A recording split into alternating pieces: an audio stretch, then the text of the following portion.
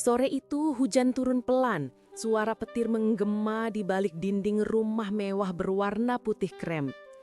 Lihatlah, semua orang mengira aku hidup dengan sempurna.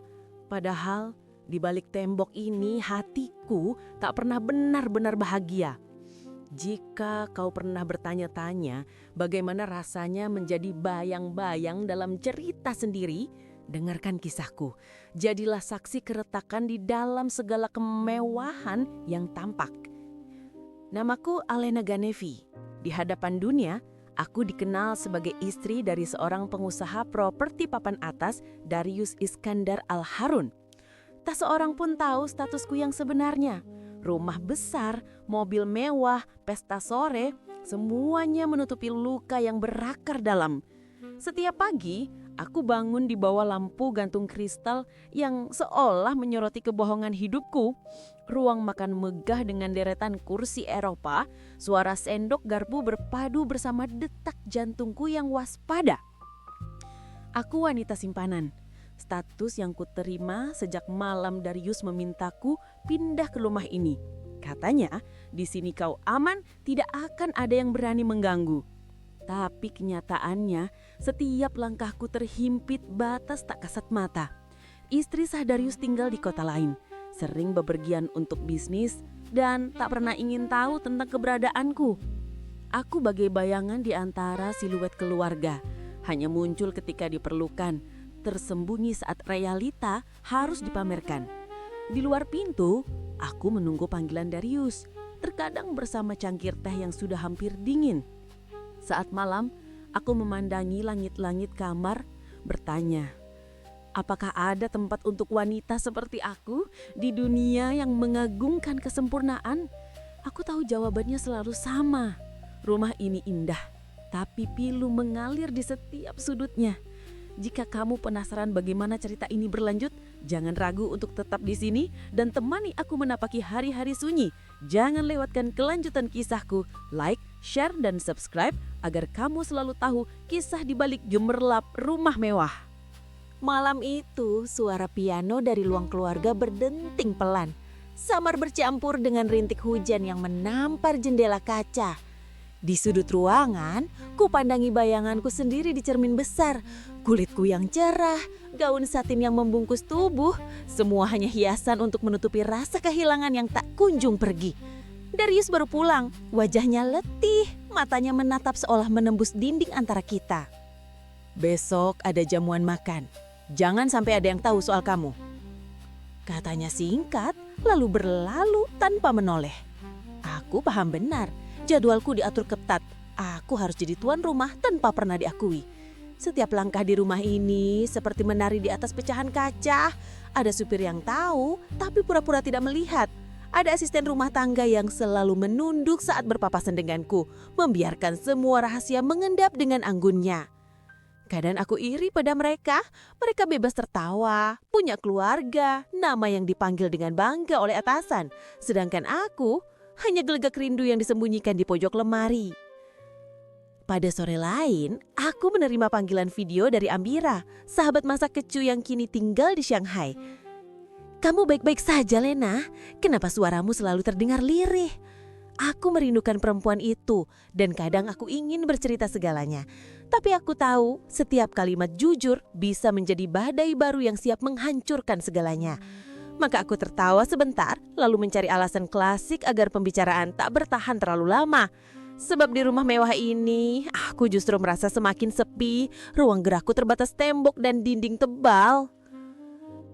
Hari-hari berlalu monoton. Pagi menyiapkan sarapan untuk Darius, memastikan aromanya seperti yang ia suka, bahkan ketika ia jarang mencicipinya. Siang berganti senja, aku tetap duduk sendiri di beranda, membaca novel lusuh yang dulu kubeli sendiri di pasar malam waktu namaku belum jadi rahasia. Kadang aku mendengar suara tawa dari anak-anak tetangga, suara gembira keluarganya membaur dengan aroma rumput basah. Rasa iri itu menelusup masuk, pelan-pelan membusuk di dalam dada. Darius kadang datang pukul 12 malam, membawa sisa kemarahan dari dunia luar. Ia jarang berbicara, lebih sering menatap kosong. Aku menanti setengah harapan akan dipeluk, walau sekedar disentuh jemari. Tapi yang ku dapat hanya desah napas berat, kepala yang direbahkan ke bantal tanpaku. Lama-lama, waktu jadi perayaan kepedihan, aku mulai menghilangkan nama, kehilangan diri sendiri. Jika aku diciptakan hanya untuk menjadi rahasia indah di balik tembok rumah mewah, kapan aku boleh berharap pada pelukan yang nyata? Singkat cerita, malam itu cuy, rumah mendadak sepi kayak habis pembebasan lahan tengah malam. Aku gabut, ngelamun di ruang depan. Si Surya malah nongol sambil bawa minuman, senyumnya ramah bukan main. Mau ditemenin nugas bareng, Bu Alen? Katanya. Matanya nyengir kayak lagi bikin kode keras. Sumpah, awalnya cuma ngobrol-ngobrol receh. Soal mobil yang sering goyong di garasi, soal cuaca panas banget hari itu. Lama-lama, obrolan makin brutal. Tangannya nggak sengaja nempel terus di gelas yang aku pegang. Aku cuman bisa ngakak dalam hati. Pembobolan lahan jam segini, ngeri dah. Surya naik level. Timun mungil saya masih aktif Mbak Alen. Aku cuma ngelirik, pura-pura nggak paham. Padahal pipi udah merah kayak abis petik mangga. Sialnya, suasana makin basah kuyup padahal AC nyala. Dia duduk nempel di sofa. Aku suka di bawah, dia suka main di atas. Serah deh, yang penting nggak ada yang masuk tiba-tiba. Sentuhan makin intens. Dia tiba-tiba bilang, kok kayaknya lobangnya sempit banget Bu kalau buat masukin kopi. Aku ngakak nahan suara, takut ketahuan asisten rumah tangga. Tanpa banyak kata, ada aja momen Surya main serong. Tiba-tiba main dari samping, tangan usil garu-garu paha. Posenya kayak dokter-dokteran tapi kelakuan bocah SD. Aku yang tadinya santai tiba-tiba tegang keras banget. Bukan cuma suara TV yang sekarang rada gede, tapi suasana makin panas kayak habis nonton final bola. Puncaknya Surya nyengir, kok mukanya seger banget Bu, abis bongkar muat ya? Aku cuma bisa narik nafas, pegang pipi, bilang, dasar kamu Sur, enak banget ngobrol sama kamu. Kami ketawa bareng, nahan deg-degan. Aman, gak ada yang beneran ngebobol lahan, tapi seolah semua isi rumah tahu kode-kode kita. Gila cuy, nugas bareng malam itu beneran bikin deg-degan sampai pagi. Besoknya aku bener-bener jadi serba salah. Antara mau ketawa atau pura-pura jadi istri kalem yang gak pernah main di atas ranjang sama siapapun. Pagi datang, ceritanya mirip film lama yang diputar ulang di bioskop sunyi. Aku masih jadi penghuni tetap rumah mewah, tapi hati udah gak nempel. Surya udah pergi dari pagi bawa mobil majikan. Jadi klien traveling, katanya biar isi dompet gak kempes. Aku gabut, ngeliatin meja makan sambil ngelirik sisa kopi dingin dan roti yang udah empuk, padat, kenyal, gak ada yang ngabisin. Darius pulang lebih awal, mukanya tegang, keras banget kayak abis diprotes klien. Dia tanya, kamu kalau gabut jangan suka ngeluarin isi lemari ae, ntar ada yang curiga. Aku cuman bisa ngakak dalam hati. Kode-kode yang dia lempar makin nyoneh.